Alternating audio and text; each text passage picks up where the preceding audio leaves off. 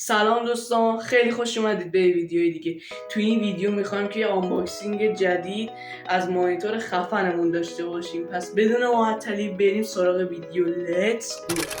خب دوستان، میخوایم آنباکسینگ رو شروع کنیم.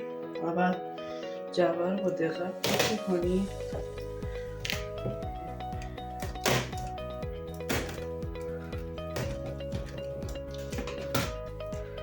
خب جعبه رو باز کنیم و اینجوش باز نگردم. خب وقتی که جعبه رو باز کنیم،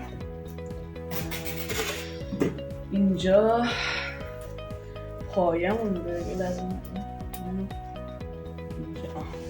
اینجا ما پایمون داریم. اینجا ما یه پایه داریم. نه اینجا ما یه پایه پایینی مانیتور داریم. این پایه یکی میاد روش که حالا بعدا براتون توضیح میدم. اینم سیمای شارژر و سیم برقش. چون من یه دور اینا رو وا کردم که چک کنم اینا سالمه. این پلاستیک رو درشون تازه و بریم سراغ اصل قضیه. خود مانیتور رو گند نزنیم توش، فکر کن نیستی فوم روش رو برمیداریم میذاریم و آنکه مانیتور رو با هم دیگه درش. اینجا من ترجیح میدم به صفحه نمایشش دست بزنم. این شکلی برش میداریم. من برم اون بر نایلون مانیتور رو باز کنم، بعد ویدیو رو با هم دیگه ادامه بدیم. خب دوستان، من مانیتور رو از تو این در آوردم. بزنیم بیارمش براتون. براتون بیارمش. خیلی هم سبکه، اصلا سنگین نیست. نه، مانیتور سامسونگه. مشاهده میکنید که دیگه صفحه نمایشش هم فول اچ‌دیه و اینا. و اینکه این من چون خیلی بودجه خیلی قوی نداشتم، نتونستم مانیتور 120 هرتز بگیرم. مانیتور 75 هرتز گرفتم. برم بودجه، ولی 75 هرتز هم به نظر من کافیه. حالا بریم که پایه هاشو با هم دیگه حذف کنیم. اول ما باید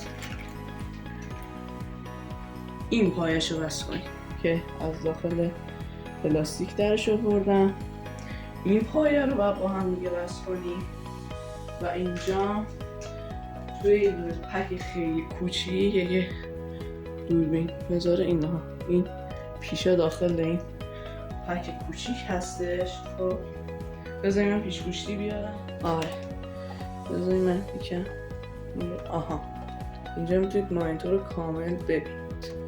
خب برای بس کردنش یکم مانیتور رو بردم لبه که اینجا بذارم و این که باید از زیر بخوره. دوستان، من مانیتور رو بعدا سر همش رو کنم. اینم پشت مانیتور اگه خواستید ببینید. اینا پشت مانیتوره که یه حالت اینجوری هم داره که جنسش خیلی خوبه. دوستان، من بعد از اینکه مانیتور رو سر هم کردم ویدیو رو با هم دیگه ادامه میدم. خب دوستان، با هر بدبختی که شده این مانیتور رو پایه هاشو وصل کردم و اینکه این مانیتور 27 اینچه که 27 اینچ گرفتم چون که من فقط قراره گیم بزنم مانیتور بزرگ باشه. و این مانیتور بزنین این بری براتون بذارمش. خیلی مانیتور ظریفیه. خیلی سعی کنین به صفحه نمایشش خیلی دست نزنین. آره این مانیتور این مانیتور دکمه پاور داره. چون که من فعلا کنسول دارم، خب مانیتور گرفتم که دکمه پاور داشته باشه، بلندگو نداره، قابلیت خوردن به دیوار رو هم داره، یه دونه پورت HDMI میخوره، یه نه از این پورتایی که برای PC میخوره، اینم برای خود سیم خودشه. اینجام که نوشته سامسونگ رو داریم، روش هم یه پشتش هم جنس حالت ضد لکه، نمیدونم جنس چی میگن و کلا این مانیتور حساسیه. من این مانیتور رو وقتی که روشنش کردم ویدیو رو با هم دیگه ادامه میدیم. خب دوستان، من کنسولم رو بهش وصل کردم و اینکه اگر بخواید مانیتورتون به کنسول باشه با توسط HDMI و این مانیتور به نظر من که بعدی که داره همزمان با سیستم تو روشن نمیشه. یعنی شما باید اول از این پشت دکمه پاور مانیتورتون رو بزنید، چرا وقتی خاموشه یعنی روشن. اینا اینجا چیزی میاد به HDMI 1 وصل شده و دستگاه رو روشن میکنیم.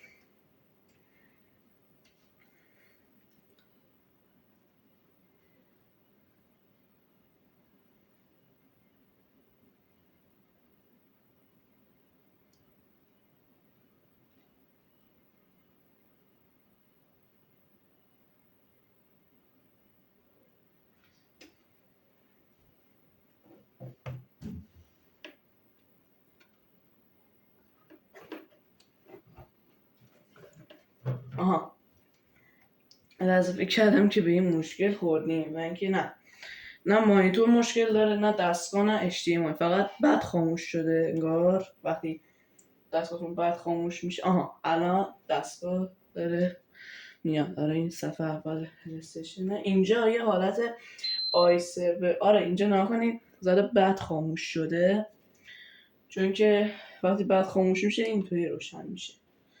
بعد وسط دستتون فقط فشار بدید، دستتون روشن شه و اوکی وسط بزنید، اتفاق خاصی نمیفته.